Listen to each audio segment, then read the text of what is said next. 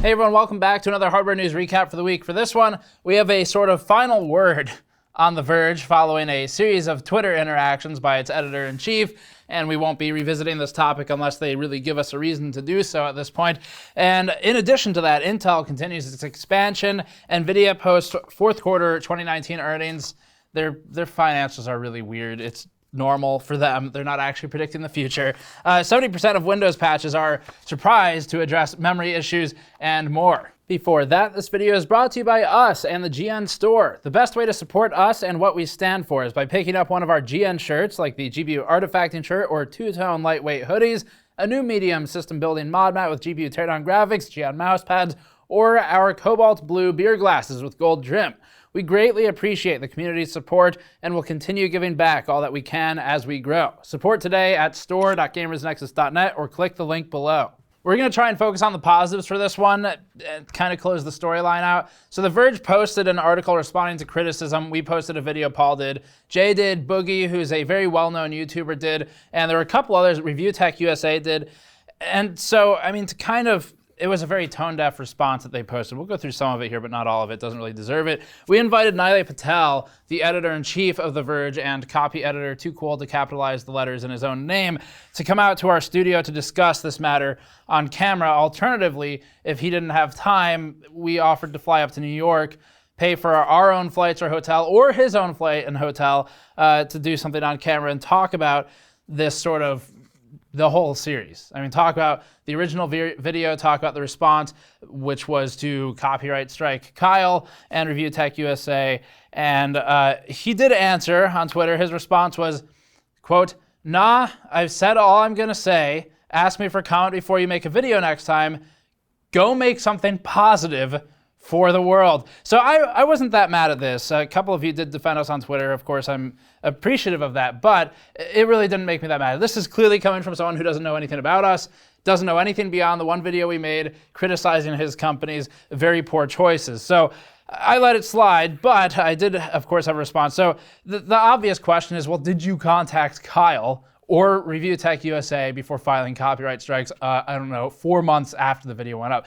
That timeline sort of indicates some kind of motive there. This clearly wasn't just like a, hey, that's our content and we don't think they're using it properly. It was 4 months have gone by, maybe no one will notice when we get rid of this very embarrassing footage. So in following up on this, we said, did you contact Kyle? You must realize the irony in that statement. And judging by this response, you still have quite a few things you'd like to say. Airfare is on us.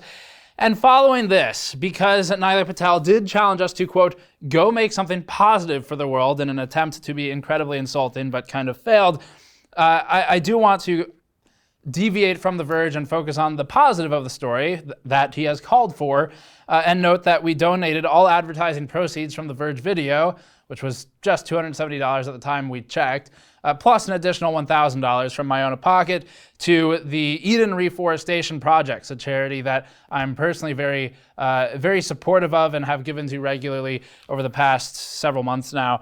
So we gave them $1,270. We challenged Nilay Patel or The Verge to match our donation to a charity of their choice.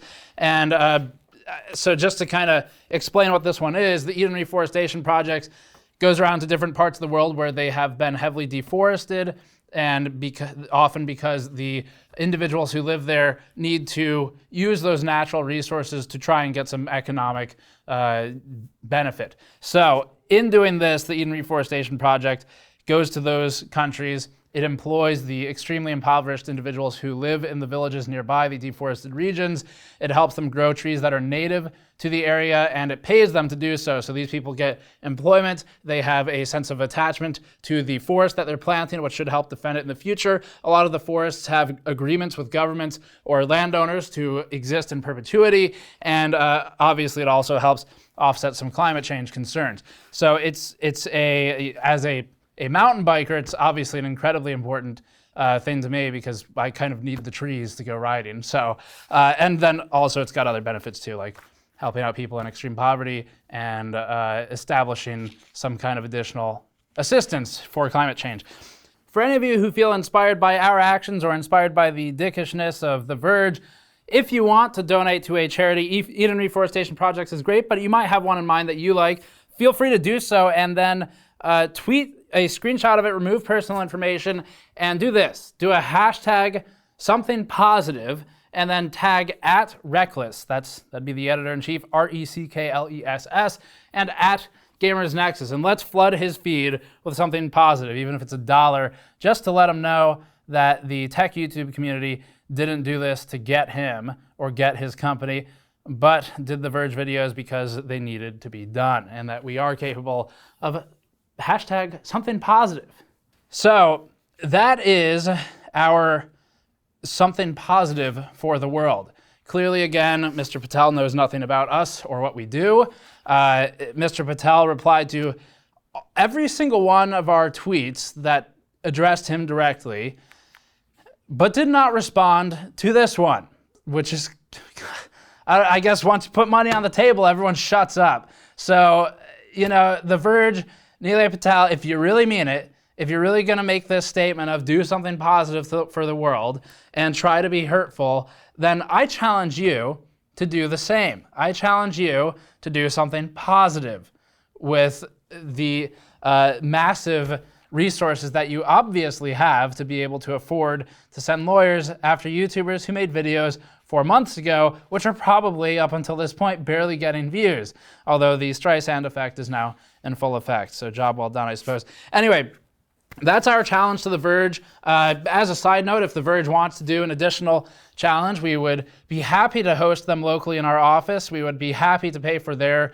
airfare and local lodging. And if The Verge is interested, perhaps rather than a discussion on, well, this and how poorly executed it was, we would be happy to instead not even mention that stuff.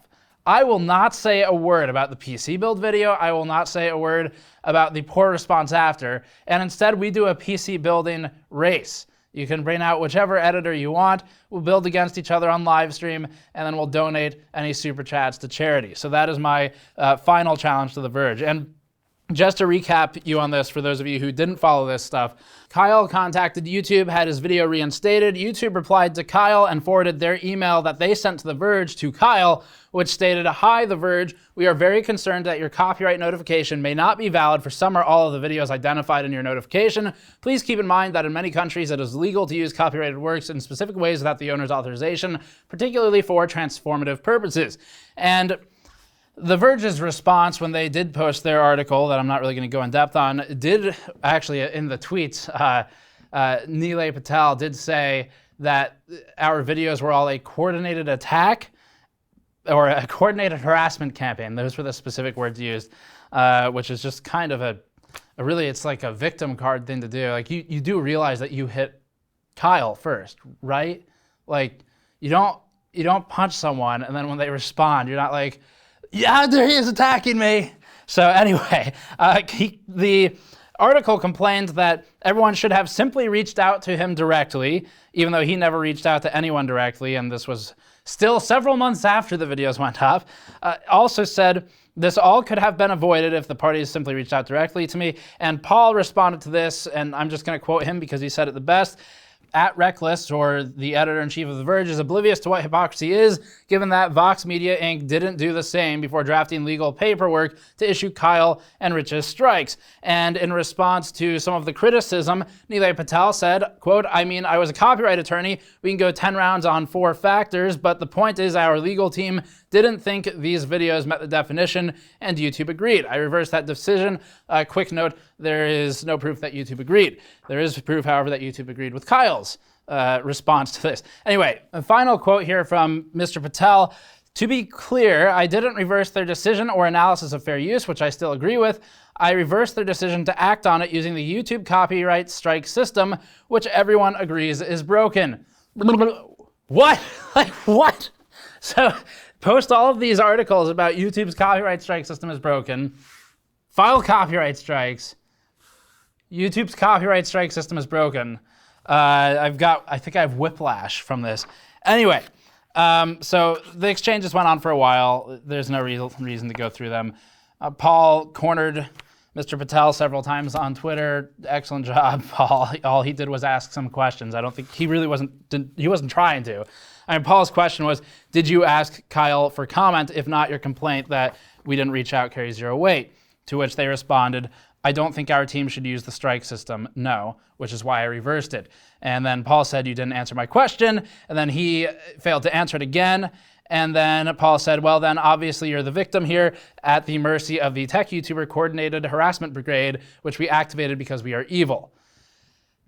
So, Paul's awesome. You should subscribe to him if you're not at Paul's Hardware. Anyway, Nilay Patel, who is either illiterate or incapable of answering a question, probably shouldn't be the editor-in-chief if he cannot take criticism and cannot answer a simple question of, did you contact Kyle? To which the response was, I don't think our team should use the system, comma, no, period. Whatever. Anyway, Eden Reforestation Project is a fantastic organization. They have a really low operating overhead. I was happy to donate the proceeds of that video to them. For anyone who's going to be a cynic about this, because it does happen, no, I don't get a tax write-off for that. I take a standard deductible, so it's just money out of my pocket. But if you would like to contribute to them, I'll link their charity in the description below. And we are, of course, happy to make something positive out of this, as Nilay Patel suggested. Despite his ill intent, we have accepted his challenge and now challenge him to do something positive as well, or join us on the show, but probably too scared to do that. So anyway, SuperMicro renews focus on consumer motherboards and talking about things that aren't The Verge. It seems that SuperMicro is keen on a renewed focus for high-end consumer motherboards, and this is pretty exciting. This is particularly in the gaming segment. SuperMicro has a very large grasp on the server enterprise market. SuperMicro recently spoke with Kit Guru, which is a site that we also enjoy reading. So in speaking with Kit Guru, Vic Malyala, the Senior Vice President of Field Application Engineering and Business Development, stated that the company intends to return to the fold of gaming later this year, and this would be to join the ranks of Asus, Gigabyte, MSI et al. The quote here was, in 2019, we will put the pedal to the metal, setting the record itself showed that we are here, but it doesn't mean anything unless we bring the right product to the consumer, to the customer. We're here to make an impact, they said. One point that SuperMicro reiterated a couple of times is that their top position is in, of course, server data center spaces, and so they are a big company, even though you might not recognize the name if you only do gaming. And this affords SuperMicro, it thinks, some unique access to technologies. One of their key places they expect to compete is in DDR5, pretty exciting to hear, and PCIe Gen 4, something that will become relevant this year. So this is what SuperMicro calls its secret sauce, which is sort of a gross phrase to use, but that's what it is, I guess. Often associate secret sauce with motherboards, especially after the Verge video, where they dumped thermal paste all over their motherboard. It's kind of the secret sauce of the Verge. So once upon a time, back in the 90s, SuperMicro was something of a household name, really, and the boards could be found in a lot of OEM systems. You could look around at companies like Dell, HP, so forth. And over the last decade and a half, they've really pivoted to the higher margin server space. So SuperMicro's pedigree in the server market could make for a really interesting consumer motherboard. They have some unique capabilities, some unique engineering talent that they could bring to the gaming space and put a new spin on gaming motherboards. We are excited to see what they do. Hopefully it's something good. The first round, of course, is always the most difficult when making a product in a different segment, but we'll see how they do. And of course, you can check out Kit Guru's article for more on this. We do like their content, so worth a read. Next up, Ireland is next on Intel's expansion roadmap. And a quick note, as always, we'll have links to the sources in the show notes below if you do want to check out the source websites for these. So this one is from both the Intel newsroom, their official newsroom, and the irishtimes.com business section. Intel recently confirmed its Oregon expansion plans in the US. We talked about this previously a couple of times now. And we've also reported on the rumored plans, which are becoming more final, for Israel development, where Intel has a large fabrication facility as well. So now Ireland is next up on Intel's plot for world domination with fabrication plants. And in that, it looks like Ireland could potentially see a multi-billion-dollar expansion, something that's also going on again, potentially in Israel and in Oregon. in the US. So this coincides with Intel's announcement last year that these sites would receive multi-year manufacturing expansions to operations. This is presumably to prepare for the incoming processing nodes, expanding business, and to put Intel in a better position to meet demand in the future so that the 14 nanometer shortage doesn't happen again, because that's been a bit of the crux of Intel's problems lately. Now, Intel recently confirmed that it has submitted documents to Kildare County Council for revisions and expansion to a planning permission that was granted in 2017. The new proposal details an estimated $8 billion expansion plan at the Leixlip campus, beyond what was originally planned in 2017 and was picked up by local newspaper, the Irish Times. So, the expansion should see construction of a 110,000 square foot fabrication space. And fabrication, I'm sure everyone for the most part is aware, but when you talk about a fab plant, that is specifically referring to silicon fabrication. So it's a bit different from, like, for example, just a factory, just a generic factory that might make motherboards or heat sinks or something. So Intel's got this 110,000 square foot building expansion planned, and it should employ 3,000 construction professionals, they say, an additional 1,600 jobs once the factory is online in a more permanent capacity. And the proposal also includes plans for widening the nearby streets. So it is quite detailed if you really want to read about local planning and logistics of streets. You can do it on the Intel Newsroom and Irish Times when going to their official plans. So shuttle bus service for staff, planting 6,000 trees, 12,000 shrubs. Yes, it goes that detailed. It's really a riveting read. It grasps you and you are stuck at the edge of your seat because you're reading about shrubbery. So MIT research on strain engineering and diamond in CPUs. This is actually a really interesting story. In the past, for our news stories, MIT has been the source of a lot of just really cool science. Obviously, it's MIT. But it's stuff that we might see eventually in the field. It's not anytime soon. This, however, does go into talking about diamond as a potential replacement or use in addition to existing silicon for CPUs. So it's been known for a while now that modulating a strain on semiconductors can augment the properties of that semiconductor, which leads to changing performance, or thermal properties, which also changes performance. And finding the exact amount of bend opens up, quote, 100 million calculations if we want to map out the entire elastic strain space, which MIT News says. So researchers at MIT, joined by scientists in Russia and Singapore, have employed AI to explore the possibilities of strain engineering. Researchers, in conjunction with their neural network algorithms, have studied the tuning of the band gap in both silicon and diamond. David L. Chandler from MIT News sums it up as following, because to be honest, we can't do it better, so we'll just quote him. Tuning of a band gap can be a key tool for improving the efficiency of a device, such as a silicon solar cell, by getting it to match more precisely the kind of energy source that it is designed to harness. By fine-tuning its band gap, for example, it may be possible to make a silicon solar cell that is just as effective at capturing sunlight as its counterparts, but is only 1,000th as thick. In theory, the material can even change from a semiconductor to a metal, and that would have many applications if that's doable in mass-produced product, which is a quote from another engineer at MIT Research, or in this project anyway. So the research also found, this is the kind of cool part, that diamonds could one day be a theoretical replacement for silicon. So Julie, MIT professor of nuclear science and engineering and of material science and engineering, stated that compared to silicon technology, diamond could perform 100,000 times better in specific applications. However, diamonds as semiconductors are still just an idea. It's completely in its infancy. This isn't something that's happening anytime soon. Like, anytime in the next couple of years. The Verge will probably learn how to build a better computer by the time this happens. So maybe sometime in the next couple of decades.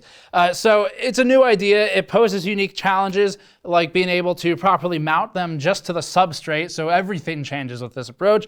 Very interesting, though, and a great read from news.mit.edu. And it is the Artificial Intelligence Engineering of Microchips article. TSMC will ramp 7nm EUV in late March. EUV, extreme ultraviolet, is sort of the holy grail of fabrication technology for for silicon. And this has been something that's been discussed for decades now, but it's been really hard to get done. And now EUV is finally being applied to things like 7 nanometers. So a lot of cool stuff happening at once with process technology. If you want to get up to speed on the basics of EUV, we have what I think is a fantastic interview piece with David Cantor, who's a very technical analyst in the space.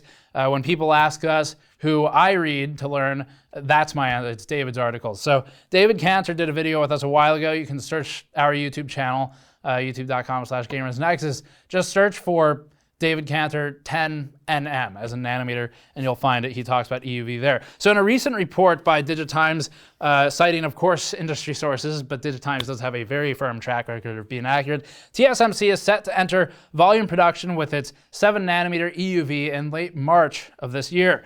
So ASML, which provides extreme ultraviolet litho equipment, is looking to ship a total of 30 EUV systems in 2019. Of the units shipped, 18 have already been reserved by TSMC, and that is a quote from DigiTimes. So this also goes on to state that TSMC additionally plans to move 5 nanometer to risk production status in the second quarter of 2019, with volume production expected in the first half of 2020.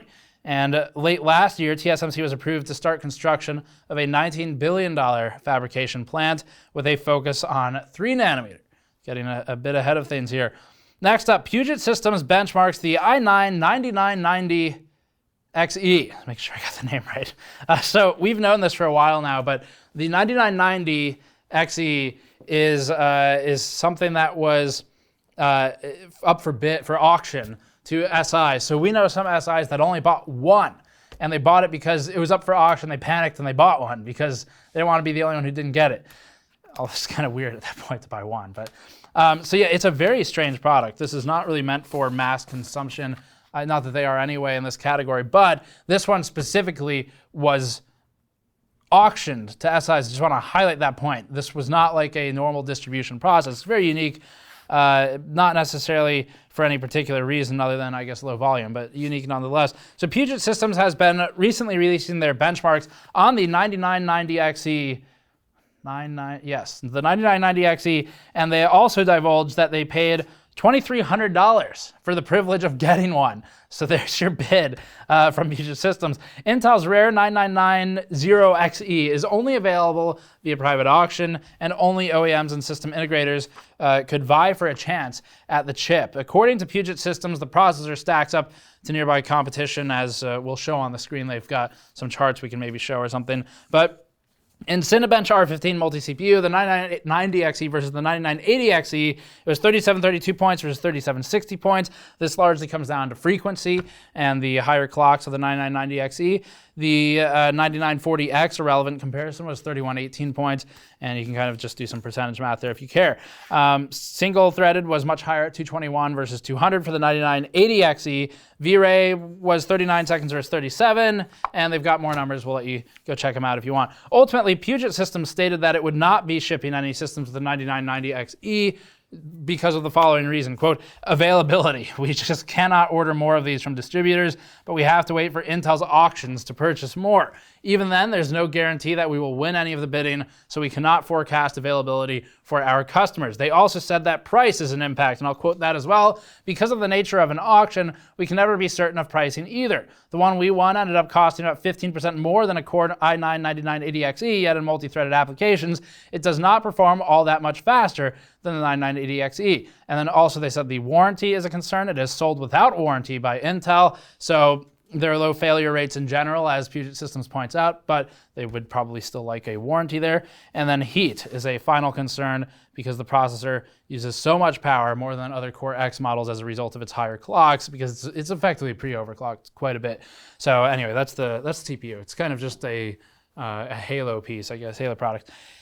Let's get through the last few here. So investors, or at least one of them, could be looking to sell a stake in Global Foundries, a fabrication technology group, Advanced Technology Investment ATIC, Abu Dhabi's investment firm, which is also the majority shareholder of GlobalFoundries, could be looking to sell out its investment. Last year, ATIC sold one of GlobalFoundries' fabs to Vanguard International Semiconductor in Singapore and subsequently laid off a portion of the company's employees. Now it seems that ATIC's interest in the fab business has waned significantly. This comes after GlobalFoundries decided to turn back on their 7nm technology and that they would no longer be receiving payments from AMD for using TSMC 7nm. Next up, Nvidia posts fourth quarter 2019 earnings, predicting the future as they often do, down 24%. And this is, again, it's because of how their financials work. But Nvidia posted their financial results for the fourth quarter and fiscal 2019. And while the company did slightly better than it anticipated because it adjusted its guidance downward after the previous bad quarter, making it look better in this instance than it would have. The company is still down 24% quarter over quarter. Perhaps more troubling for some is that the 45% year over year loss in gaming revenue is quite significant. And this is something we'll have more data for you on soon from first party. It'll be from us. So we have some interesting stuff on that. According to Tom's Hardware, Nvidia earned only $954 million on the fourth quarter 2019 compared to $1.73 billion in fourth quarter 2018. Tom's source is Nvidia's investor earnings call. Jensen Huang attributed the severe decline to a number of issues, including slow adoption of RTX cards. Big surprise, the delay of the RTX 2060, which we actually were quite fond of. That was a good product, but did launch late, so that didn't really show up on the earnings. And other issues like cryptocurrency. So and I guess also the sort of macroeconomics in China were to blame as well. Lack of support for ray tracing in games, oversupply of 10 series cards. Stuff like that. So overall, the company came out slightly above their lowered revenue guidance with $2.21 billion for the quarter and a 21% gain in the full fiscal year, which helped Nvidia stocks rally in the hours after trading. And then finally, 70% of Windows patches are to address memory issues. To no one's surprise, a Microsoft engineer recently stated that 12 years of Windows updates amounted to 70% of them being specifically for memory, often memory safety issues or security issues. And this blame is shifted to Microsoft's use of C and C++, which it thinks are insecure for memory and opens up memory attack vectors among the most commonly exploited issues on the Windows platform. So just kind of an interesting statistic for you on that one. But that's it for this one. As always, you can subscribe for more. And on The Verge, I probably won't be saying any more on this unless they give us a reason to. Or depending on the comments we see to this video, I might bring it up in an Ask GN or something. Feel free to ask anyway. If I feel it's important, I'll bring it back up. But we are, of course, blown away by how tone deaf the response was. And I mean, it's this constant like, I'm a victim, but I created this scenario I'm in. It's been several months. Everyone forgot about it. I brought it back up. I don't get it at all. And the editor-in-chief constantly shifts blame to everyone else. It's the YouTubers didn't contact me. They're evil. They all worked together to create these videos, even though I filmed mine at 5 a.m. when everyone else was probably asleep, saying things like, well, our lawyers did it. I didn't know. And we have 800 employees. How can I mean, it's one excuse after another. There's zero responsibility, zero demonstration that they are willing to accept responsibility for anything. And so anyway, whatever, final word on it, I guess. The Verge, you're welcome on the show.